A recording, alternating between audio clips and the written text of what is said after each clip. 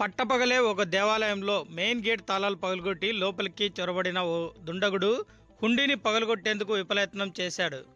ఈ ఘటన తాలూకు సంబంధించిన వీడియోలు శుక్రవారం మధ్యాహ్నం వెలుగులోకి వచ్చాయి. స్థానికులు తెలిపిన వివరాల మేరకు కనేకల్ మండలంలోని మారెంపల్లి గ్రామ శివారులో శ్రీ ఆంజనేయ స్వామి ఆలయం ఉంది. ఆలయంలో వరుసగా దొంగతనాలు జరుగుతుండడంతో నిర్వాహకులు ఇటీవల సీసీ కెమెరాలు ఏర్పాటు చేశారు. గురువారం మధ్యాహ్నం ఒక గుర్తు తెలియని దుండగుడు తలుపు తాళం పగలగొట్టి లోపలికి ప్రవేశించాడు. ఆలయంలో స్వామివారి హుండీని పగలగొట్టేందుకు విఫలయత్నం చేశాడు. అది రాకపోవడంతో ఆ దృశ్యాలు వీడియోలో రికార్డ్ అయ్యాయని అనుమానంతో ఒక సీసీ కెమెరాను ఎత్తుకుపోయాడు.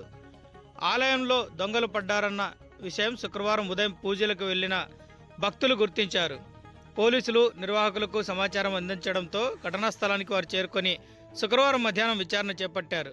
సీసీ కెమెరా ఫుటేజీని పరిశీలించారు. ఆలయంలో చోరీకి విఫలయత్నం చేసిన తాలూకు వీడియోలను మీడియాకు విడుదల చేశారు. ఆ వ్యక్తిని గుర్తిస్తే పోలీసులకు సమాచారం అందించాలని కనేకల్ పోలీసులు కోరారు.